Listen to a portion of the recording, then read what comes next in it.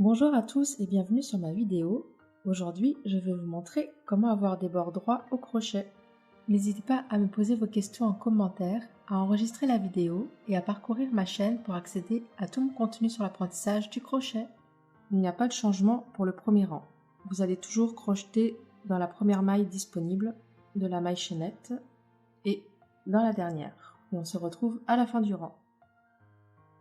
On passe au rang 2. Et c'est là que va avoir lieu le changement. Pour avoir des bords droits, on ne va pas piquer dans la première maille disponible ici, là. On va piquer dans la deuxième maille à partir du crochet. Un autre moyen pour savoir où commencer, vous placez votre crochet de manière à ce que votre travail ici soit droit. Et vous voyez ici que votre première maille est dans l'axe de votre maille en l'air. On ne va pas l'utiliser. On va utiliser celle d'à côté. Mais si vous n'utilisez pas cette technique, dites-vous que c'est toujours la deuxième maille à partir du crochet. Donc la deuxième maille ici. Et on se retrouve à l'avant-dernière maille du rang.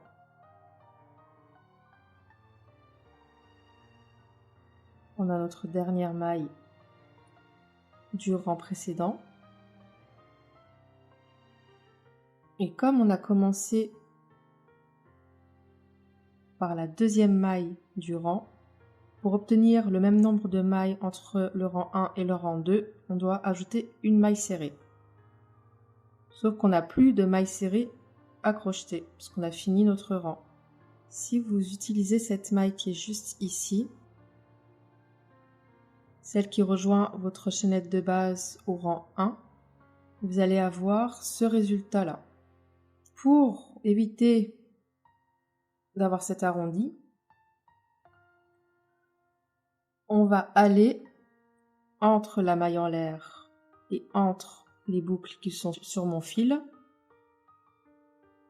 On va aller dans l'espace ici, là, entre cette maille et les boucles qui sont sur mon fil. Et on va faire notre dernière maille serrée du rang 2 ici. Une maille en l'air, on passe au rang suivant. Pas dans la première, mais dans la deuxième. Je mets mon crochet comme ça. Dans la première, je suis dans l'axe. Je vais aller à côté.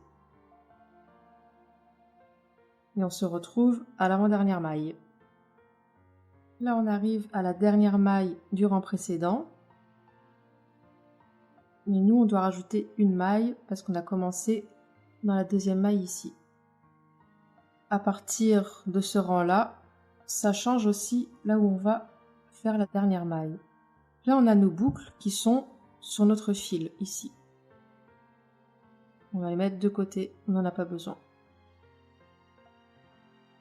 Là, vous avez un brin.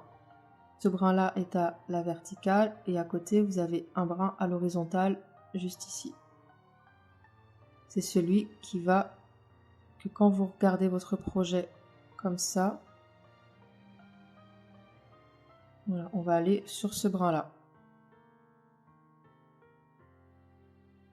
Celui qui est juste à côté.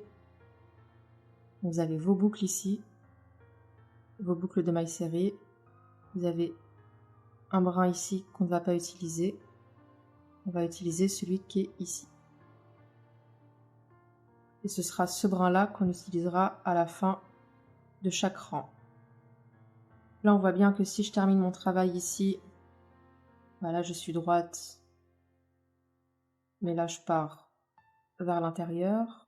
Il me manque une maille. On va sur ce brin-là. Et on fait notre dernière maille serrée du rang. Une maille en l'air. On pique dans la deuxième maille à partir du crochet. Pas la première ici, mais la deuxième ici. Et on se retrouve à la fin du rang. On est à la dernière maille du rang et on va faire notre maille ici, juste à côté de celui-ci qui est à côté des boucles.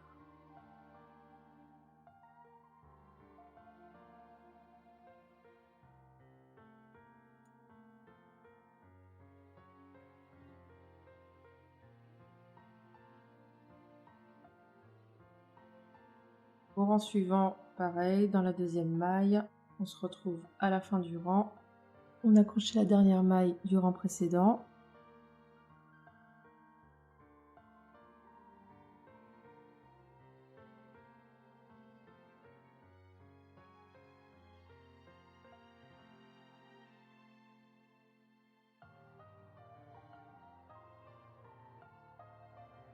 Et on va continuer sur plusieurs rangs et on se retrouve à la fin.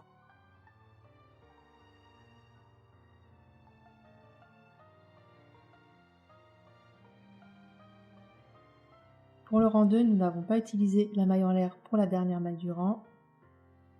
Et nous avons un résultat bien plus droit. J'espère vous avoir aidé dans votre apprentissage et je vous souhaite bon crochet à tous!